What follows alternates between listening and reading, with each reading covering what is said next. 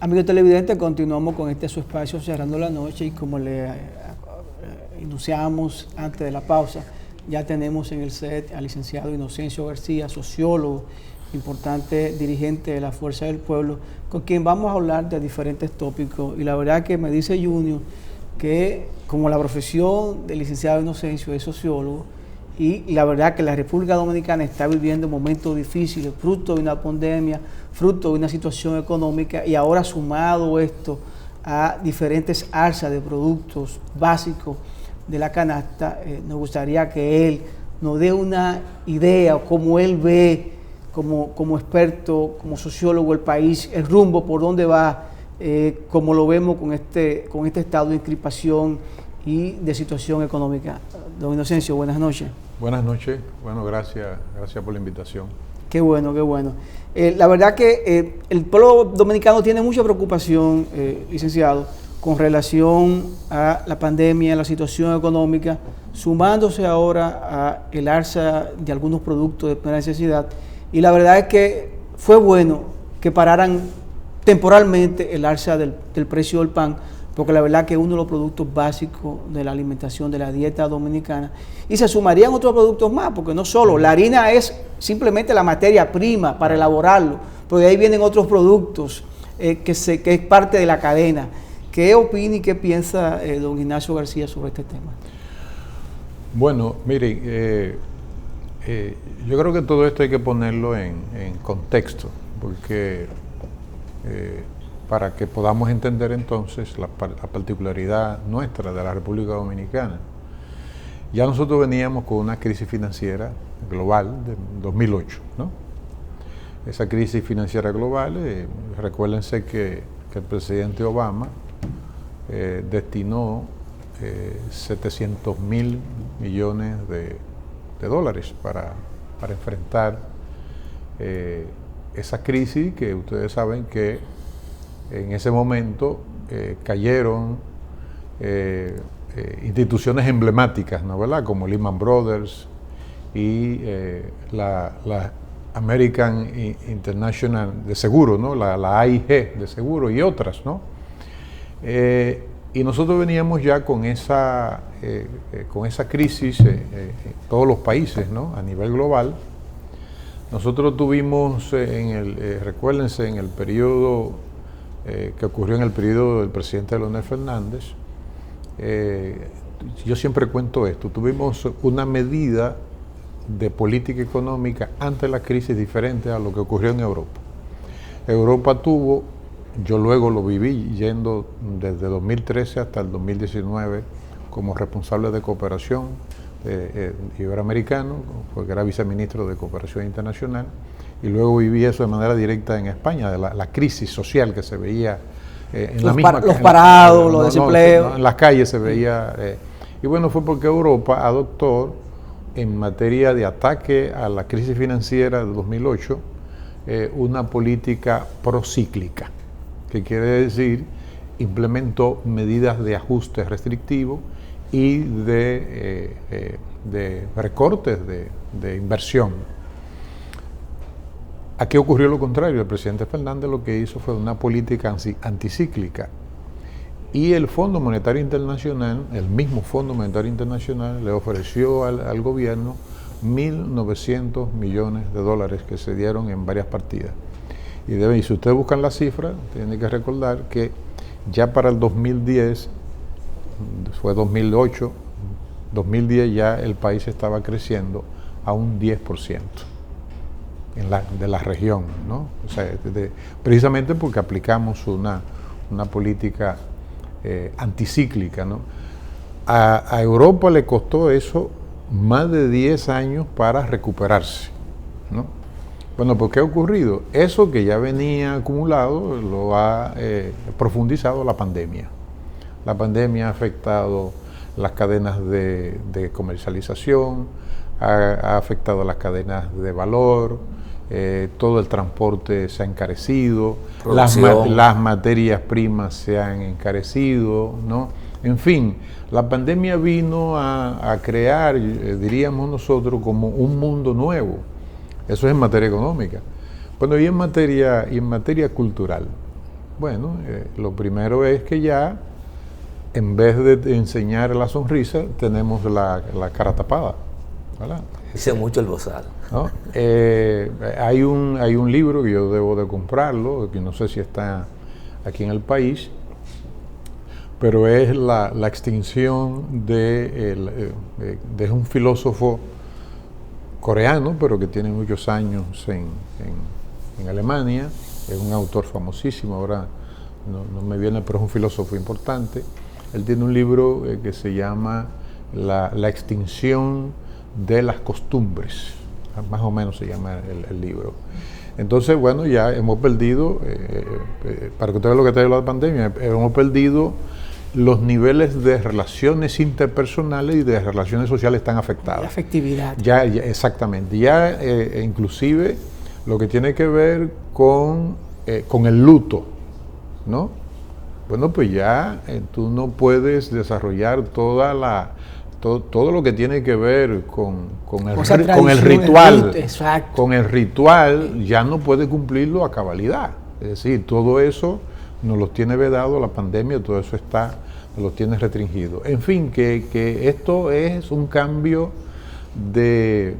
ya tenemos un cambio de era, o sea, en el sentido de que 1500 años de dominio de Occidente, ya a esa página de 1500 años de dominio de Occidente se le está dando vuelta a esa página, porque resulta que la geopolítica pasó del Mediterráneo al Atlántico Norte, Estados Unidos, y ahora se ha ido hacia Asia-Pacífico.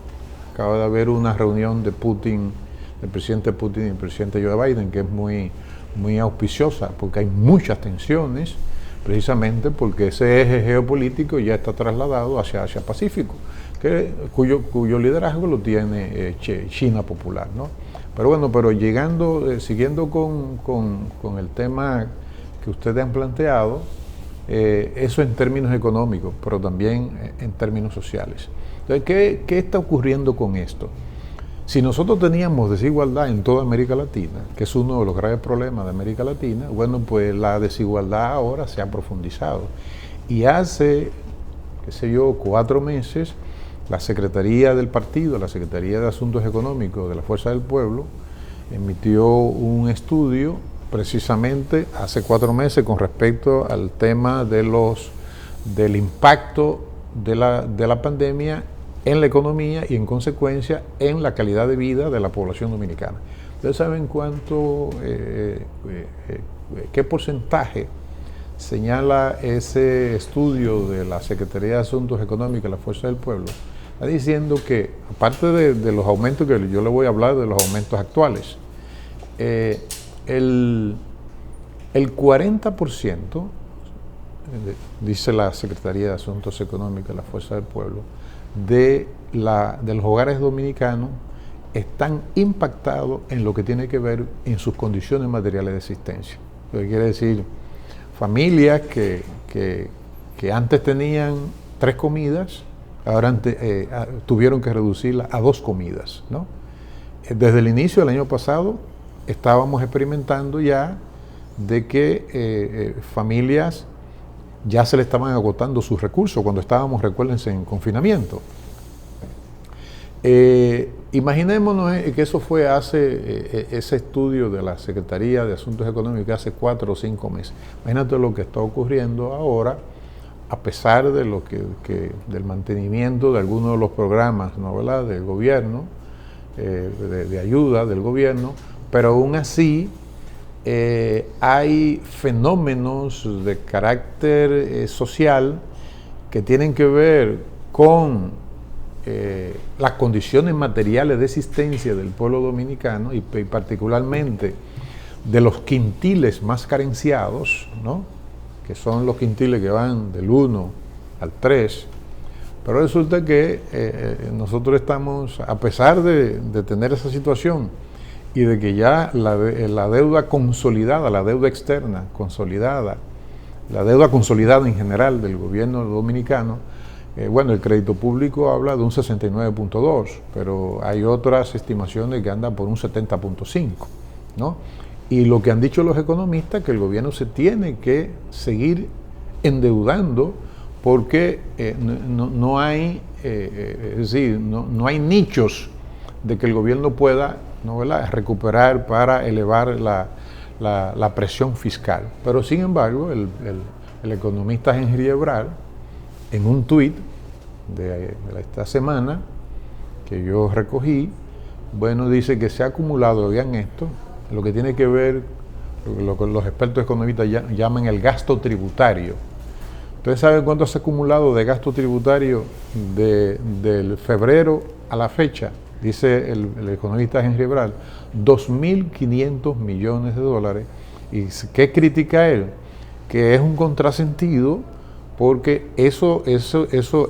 gasto tributario quiere decir exenciones fiscales. Exenciones fiscales. Exenciones fiscales, ¿no? Ya se han acumulado 2.500 millones de exenciones fiscales de febrero a la fecha. ¿Y qué quiere decir eso? Dice él, es un contrasentido porque a quienes se están beneficiando es a los quintiles más ricos, el cuarto y quinto quintil, ¿no? Lo que es un contrasentido. Entonces, si nosotros no queremos entrar en un abismo económico más profundo de la represa que tenemos en materia de deuda externa y de dificultades de recaudación que tienen todos los países de América Latina, pero nosotros, recordémonos, nosotros somos el país de América Latina, el segundo en menor presión tributaria, el primero es Venezuela, ¿no? Entonces, ¿qué quiere decir eso? Si muy bien que ahora no se debe hablar, no se puede implementar una reforma fiscal porque es contraproducente. Ya ustedes vieron lo que ocurrió lo que está ocurriendo en Colombia, ¿verdad? El gobierno del presidente Duque propuso una reforma fiscal y mira ya lo que está ocurriendo. Y el presidente Fernández dice que si hay reformas fiscales, América Latina ardería. Y efectivamente ardería, porque como tú le vas a poner más carga en lo que tiene que ver con una estructura tributaria regresiva como es la que tenemos, y entonces lo que hay que llevarse es del presidente Joe Biden. El presidente Joe Biden está planteando una reforma fiscal y tributaria progresiva, es decir, ¿quiénes son los que van a pagar? Los que más ingresos tienen. Entonces, por eso él pone un umbral de $400,000 hacia arriba, inclusive de manera escalonada. ¿Qué ha ocurrido ya con Europa? Europa le está poniendo a las empresas que están reunidas en el acrónimo GAFAM, que es Google, Amazon, Facebook, Apple y Microsoft, le está poniendo un 15% de impuestos. Pero resulta que Uruguay, eso fue en el 2018, un encuentro de reforma fiscal que se hizo cuando estábamos en el Ministerio de Economía, con el ministro Isidoro Santana, con el BID y con expertos del Centro de Investigación sobre Reforma Fiscal de América Latina. Resulta que Uruguay, ahí se dijo, que Uruguay ya le estaba cobrando impuestos tanto a Netflix como, ahora no recuerdo, a otra de las tecnológicas globales. Lo que quiere decir es que hay posibilidades y lo he dicho, si el presidente Biden, Estados Unidos, si logra implementar los objetivos que él se ha planteado con respecto a que paguen lo que más tienen, lógicamente que eso se va a reflejar de manera favorable en América Latina, porque no es cierto que una reforma tributaria o una reforma fiscal, para hablar de manera más comprensiva, puede seguir afectando a la clase media y a los sectores de más bajo ingreso, porque no es posible que un empresario dominicano y nosotros paguemos el mismo ITEVI cuando vamos a comprar un supermercado. Eso no es posible, ¿no? Entonces, ese es el panorama, ¿no? Ese es el panorama. Y hay, déjenme decirles, fenómenos de carácter social que, no ahora, desde hace muchos años, que las políticas públicas del Estado no llegan. O sea, que son fenómenos que no están estudiados por los gobiernos y que tienen que ver con fenómenos que profundizan más la desigualdad social que hay en toda la región, pero que fundamentalmente estamos hablando de República Dominicana y que tenemos en la República Dominicana. Y recuérdense que aquí tenemos una clase media, estudio ya del Banco Mundial que se hizo en el Ministerio de Economía, qué sé yo, 2017, donde el Banco Mundial hablaba de una clase media vulnerable, que esa clase media que pasó en la crisis financiera 2003-2004 en el gobierno de Hipólito Mejía, es que pasaron 1.500.000 miembros de ese sector de clase media, pasaron a ser pobres. Es decir, es la franja de la clase media vulnerable que con cualquier brisita se va a engrosar los bolsones de pobreza y miseria con cualquier... imaginémonos entonces en este contexto de tanto endeudamiento externo que tiene el gobierno, pero que ya lo han dicho, no lo estamos diciendo la oposición, lo están diciendo los organismos internacionales. El gasto tributario, las exenciones fiscales, hay que eliminarla. Hay que eliminarla. Porque no es posible. El tema es eliminarla, darle un reenfoque, requerir una contraprestación. Sí, ¿cuál sería en esencia? Porque es que aquí hemos observado que las exenciones tributarias se otorgan a cambio de nada. Hay unos principios generales. Generar empleo, pero ¿qué tipo de empleo? Pero ¿quién tiene el control de los empleos que generan? Así es. Entonces, le damos exención. Y no por 2 años. No, por 30, 10. Hay sectores que tienen décadas con exenciones fiscales y no hay una evaluación de qué se ha hecho con esas exenciones fiscales, ¿no? ¿Verdad? Y déjenme decirles, no es que estamos en desacuerdo en que no se estudie, ¿no? Cuáles sectores, por ejemplo, a cuáles deberían ir las exenciones fiscales. Señores, lo que hicieron los países asiáticos, a las micro, pequeñas y medianas empresas, especialmente a las pequeñas y a las medianas empresas. Esas son a las empresas que hace ya muchos años las micro, pequeñas y medianas empresas en la República Dominicana aportaban el 27% del empleo en la República Dominicana. Pero alguien me dijo ayer, don Inocencio, que sería cuesta arriba para cualquier gobierno de este país invertir y apoyar las MIPYME, las pequeñas empresas, porque los grandes empresarios no le van a perdonar a ningún gobierno que esa gente pasen a ocupar otra clase, otro escalafón y perder mano de obra, perder recursos valiosos que se irían de las empresas y crear estallido, no estallido, sino estampida de grandes valores de empresas grandes porque emprenderían en negocios propios. Entonces, yo a veces no entiendo, porque se destinan 6.000 millones, 5.000 millones para emprendedores, para MIPYME, pero en realidad no vemos ese dinero en la calle. Miren, yo estaba como director general de cooperación bilateral 2007-2012 y en el 2008, en junio del 2008, 16 países de América Latina fuimos invitados a Japón, ¿no? Y resulta que nos llevaron en 2 horas de vuelo a una ciudad que se llama Kitakyushu, que está abajo en el sur. Y nos llevaron a ver aparte de otras experiencias, de una ciudad modelo que estaba completamente contaminada y se convirtió en una ciudad modelo de resiliencia ambiental. Nos llevaron a una empresa, a una pyme, a una mediana empresa, donde miren la relación. Por eso esos países crecieron y han crecido. La Toyota financiaba con educación y con tecnología a esa pyme para que hacer outsourcing de producción, la Toyota. Entonces, esa pequeña empresa o mediana empresa, entonces, elevó sus niveles tecnológicos.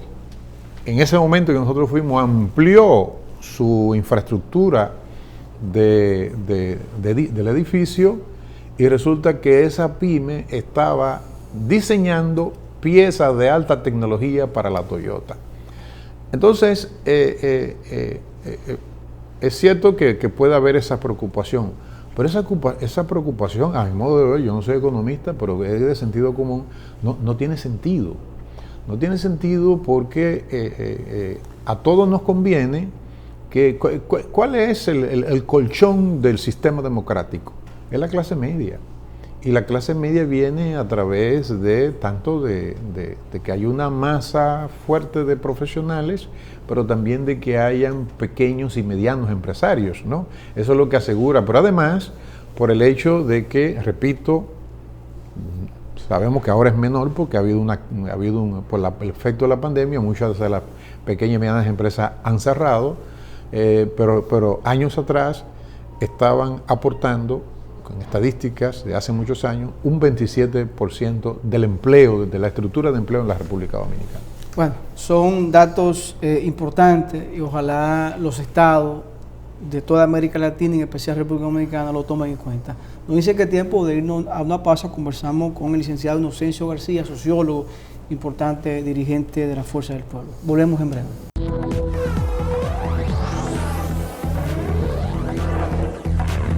De vuelta con Cerrando la Noche, esta interesante conversación con Inocencio García. Doctor, desde hace tiempo, la República Dominicana yo creo que es uno de los países que más has diagnosticado los diferentes problemas que tiene. Yo creo que aquí no hay un problema que no esté diagnosticado. Sin embargo, la formulación de las políticas públicas y su implementación, hay un déficit tremendo. Y yo no sé si hoy día es más fácil hacer política, implementar programas, porque el mundo ha dado un salto tan grande que aspectos sociales que eran reivindicación de la clase trabajadora pasaron a ser derechos. Es decir, lo único que hay que hacer es aplicarlo. Aquí un poco la ideología posiblemente va a servir para acercar más la concreción de esos derechos. Pero aquí ya no hay un problema en reconocer que hay un derecho a la educación, que hay un derecho a la igualdad. No hay problema, eso está reconocido. Que hay un derecho a la sindicalización, que hay un derecho a la salud, Giovanni, que hay un derecho al empleo. Entonces, teniendo todas esas herramientas, doctor, ¿cómo cree usted, con la experiencia del Estado que tiene, que debiera el Estado dominicano caminar de cara a cumplir con uno de los principios que se acuñó en el 2010, que digamos que es de la autoría en República Dominicana, de esa concepción del doctor Leonel Fernández, cuando constitucionalmente asumimos la característica de un Estado social, democrático y de derecho? Lo que quiere decir, en pocas palabras, que las políticas públicas del Estado están enfocadas en mejorar su calidad de vida. ¿Cómo lograr eso, doctor? Bueno, mire, nosotros, usted sabe que se produjo una reforma profunda del Estado dominicano, ¿no? 2006, 2012. Eso empezó en el primer periodo del presidente Fernández, 96-2000. Si ustedes se detienen a leer, a ver el discurso de toma de posesión del 16 de agosto de 1996, ustedes van a ver ahí la visión, ¿no?, que luego, ¿no?, se desarrolló parte de ella en 96-2000, y luego cuando él retoma, 2004-2012, yo participé en ese proceso porque entré en el Ministerio de Economía en mayo del 2007, y participé cuando se empezaba a montar la macroplanificación en el Ministerio de Economía y luego sus instrumentos, y también la microplanificación. Y ahí se transformaron 14 leyes, ¿no? Y se transformó el Estado dominicano. A partir de ahí empezó a descansar sobre bases institucionales nuevas, ¿no? Y luego vino la Estrategia Nacional de Desarrollo, el 1 de enero de la 1-12, y en el 2010 antes la reforma constitucional a la que usted ha hecho referencia. De cómo desarrollar, cómo llenar ese Estado social, democrático y de derecho? Bueno, empezando, si es democrático y de derecho y social, empezando porque tú tienes que revisar la estructura económica del país. Es decir, económica y el modelo de producción. Claro, no estamos hablando de que 2.500 millones se han acumulado desde de febrero a esta fecha y resulta que esos 2.500 millones están favoreciendo a los quintiles ricos, cuarto y quinto, del 1 al 5, que son los más ricos. Entonces, ¿qué estamos diciendo? Estamos diciendo que es un contrasentido a ese Estado social y democrático de derecho, donde tú tienes un bolsón no solamente de pobreza, sino también de pobreza extrema, que se ha profundizado en el marco del impacto de la pandemia. Pero déjenme decirle lo que se requiere, además. Hay una revolución, la revolución tecnológica informacional, ¿no? Todo lo que tiene que ver con la cuarta revolución industrial, entre ellas la inteligencia artificial. Ya usted sabe que lo que requieren los estados que no manejen los grandes datos, la denominada ciencia de los datos, la Big Data, bueno, pues no van a poder tener un buen foco en lo que tiene que ver en implementación de las políticas públicas, de llevar esas políticas públicas que se diseñan a que tengan un verdadero efecto desde el punto de vista económico, social e inclusive y ambiental. Entonces, ¿qué se requiere? Nosotros tenemos ahí el Instituto Geográfico Nacional José Joaquín Hungría Morel. ¿Qué necesita implantar el Instituto Geográfico José Joaquín Hungría Morel, que es la autoridad nacional en geodesia, en cartografía y en geografía? Necesita implementar la IDE, la infraestructura de datos geoespaciales.